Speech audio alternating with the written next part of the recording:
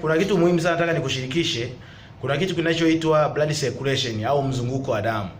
Mzunguko wa damu kuna vitu kama vile vital capacity, mfupo tunasema vital capacity ni mshipa mkubwa wa damu, kuna misuli kwenye moyo, kuna seli, ambapo hivi vitu vyote vinahitaji kinga ya mwili. Inahitaji kuimarisha kwenye upande wa virutubisho, kwa sababu virutubisho utakavyotumia vitaenda kuimarisha kinga yako ya mwili, itakuwa na uwezo mkubwa wa kupambana na magonjwa mbalimbali. Ndio maana nasema mtu yote ambaye amegundulika na changamoto ya figo, ana changamoto ya homa ya ini, ana changamoto ya pressure, hiyo yote inasababishwa na upungufu wa kinga ya mwili. Kinga ya mwili ni sehemu mahususi ambayo kazi yake kubwa ni kwenda kuimarisha uwezo wako wa mwili kujiponya wenyewe na kuepusha magonjwa mbalimbali ambayo yanaepukika.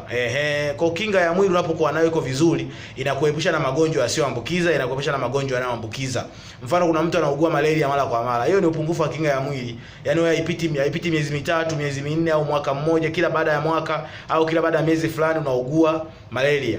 Hapo jua hapo sana upungufu wa kinga ya mwili. Kwa hiyo niko hapo kuambia kwamba unahitaji kupata virutubisho ambavyo vitaenda kuimarisha kinga yako ya mwili, kwa sababu kinga ya mwili inahitaji viinilishe ambavyo vitasaidia kwenda kuboost ile kinga iweze kuwa vizuri. Karibu sana. Hizo virutubisho vinapatikana